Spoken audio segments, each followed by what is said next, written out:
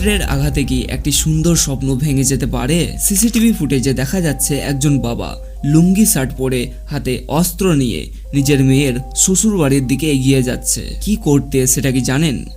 নিজের মেয়েকে কুপিয়ে শেষ করতে, এবং মেয়ের পেটে যে ছোট্ট সন্তানটি আছে যে এখনো এই দুনিয়ায় দেখেনি তাকেও। কর্ণাটকের মানিয়া নামের এক সাধারণ শিক্ষিত মেয়ে, যার পরিবারকে সবাই সম্মান করে। কলেজের দিনকালে তার পরিচয় হয় বিবেকানন্দ নামের এক ছেলের সাথে। পরিচয় থেকে বন্ধুত্ব, এবং বন্ধুত্ব থেকে শুরু হয় ভালোবাসা, কিন্তু বাধা হয়ে দাঁড়ায় সমাজ এবং জাতপাত। মানিয়া ছিল লিঙ্গায়ত সম্প্রদায়ের, আর বিবেকানন্দ ছিল অন্য কোনো নিচু জাতের। তারা জানতো এই সম্পর্ক মেয়ের বাড়ি থেকে কোনোদিনই মানবে না, তাই শেষ পর্যন্ত পালিয়ে বিয়ে করার সিদ্ধান্ত নেয়। বিয়ের পর তারা নতুন জীবনের স্বপ্ন দেখছিল।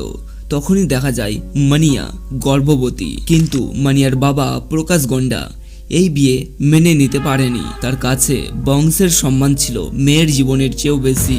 21শে ডিসেম্বর 2025 প্রকাশ গন্ডা নিজের কিছু লোক নিয়ে চলে যায় মানিয়ার শ্বশুর বাড়িতে, যেখানে মানিয়া 6-7 মাসের গর্ভবতী অবস্থায় সুখের স্বপ্ন দেখছিল। কিন্তু দুঃখিত, বাবার কোড়ালের আঘাতে শেষ হয়ে যায় মানিয়া এবং তার গর্ভের ছোট্ট একটি প্রাণ। পুলিশ যখন প্রকাশ গন্ডাকে গ্রেফতার করে, তখন সে যেটা বলে সেটা খুবই ভয়ঙ্কর। তার উদ্দেশ্য ছিল পুরো পরিবারকে শেষ করার, কারণ তার মতে এমন ছেলের সাথে পালিয়ে গিয়ে তার পরিবারের মান সম্মান ডুবিয়ে দিয়েছে, তাই পরিবারকেই শেষ করে তার শান্তি। আজকের এই যুগেও কি জাতপাত এবং সম্মানের নামে মানুষের প্রাণ এভাবে কেড়ে নেওয়া উচিত? কিন্তু যার সংসার ভাঙলো সে ছাড়া কষ্ট কে বুঝবে?